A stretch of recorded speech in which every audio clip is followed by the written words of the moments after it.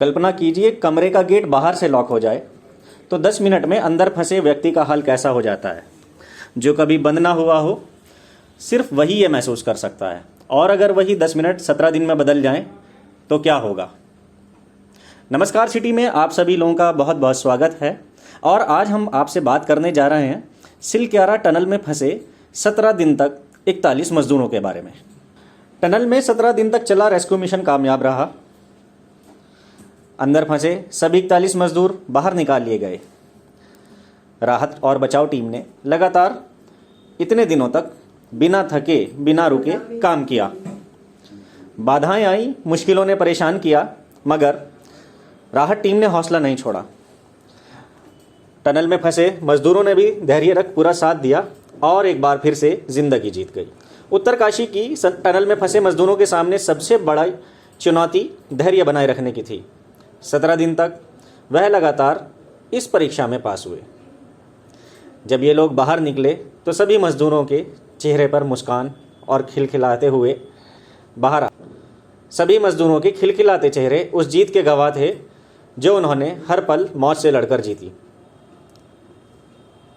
और सिर्फ इन मजदूरों को ही नहीं, बल्कि सलाम तो ख़ास तौर से उन रक्षकों को भी करना चाहिए जो 17 दिनों तक बिना रुके बिना थके अपने साथी मजदूरों को बचाने के लिए जुटे रहे।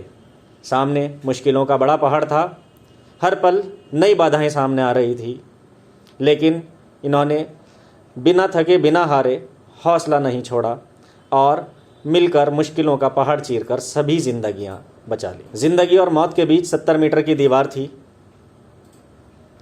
दरअसल टनल 200 मीटर अंदर सुरंग धंसी थी। यह हिस्सा कच्चा था। 12 नवंबर को जब मजदूर फंसे तब सुरंग का 60 मीटर हिस्सा गिरा था। जब राहत टीम एक्टिव हुई और मलबा हटाने का काम शुरू किया गया तो अंदर की तरफ से 10 मीटर सुरंग और धंस गई। ऐसे में राहत टीम और मजदूरों के बीच जो दूरी थी वो 70 मीटर की हो गई। यहाँ पर बचाव दल ये नहीं समझ पा रहा था कि क्या किया जाए। फिर ये तय पाया गया कि पाइप से मजदूरों को निकाला जाए, लेकिन सबके सामने चुनौती थी कि आखिर मजदूरों तक पहुंचा कैसे जाए। राहत टीम मजदूरों को निकालने के लिए हर एक विकल्प पर काम कर रही थी। अंदर मजदूरों में बेचैनी थी, बाहर उनके परिवारों में। जहां मजदूर फंसे थे वहां 2.5 किलोमीटर लंबी सुरंग थी। ये बात मजदूरों के पास पहुंचने वाले रैट माइनर्स ने खुद बताई। यहां पहुंचे नासिर ने बताया कि इस 2.5 किलोमीटर के हिस्से में चहलकदमी करके मजदूरों ने अपना समय काटा। इसी में ये लोग टहलते थे। एक साइड इन्होंने अपने सोने के लिए जगह बना रखी थी और दूसरी तरफ दूर टॉयलेट के लिए हिस्सा था।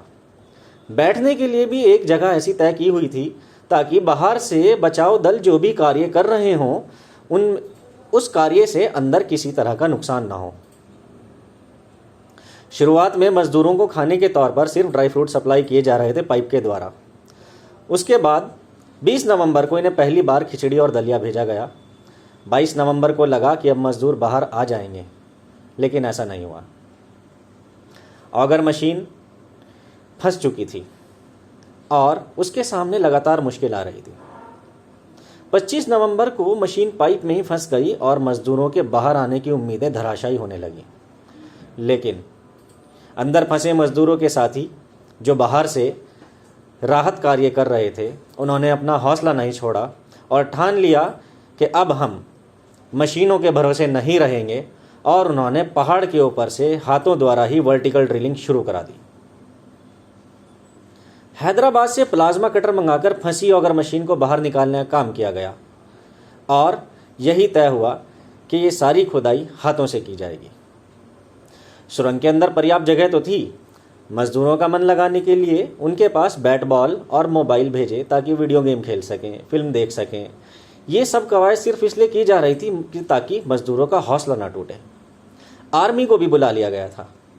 अगर मशीन निकालने के बाद मैनुअल ड्रिलिंग शुरू हुई। लगातार 28 घंटे तक रैट माइनर्स खुदाई करते रहे। 18 मीटर तक हाथों से खुदाई करने के बाद आखिरकार राहत टीम को मंजिल मिल गई और मजदूरों को जिंदगी। न मजदूरों का धैर्य टूटा, न बचाने वालों का हौसला। एक साथ चीर डाला मुश्किलों का पहाड़। धन्यवाद।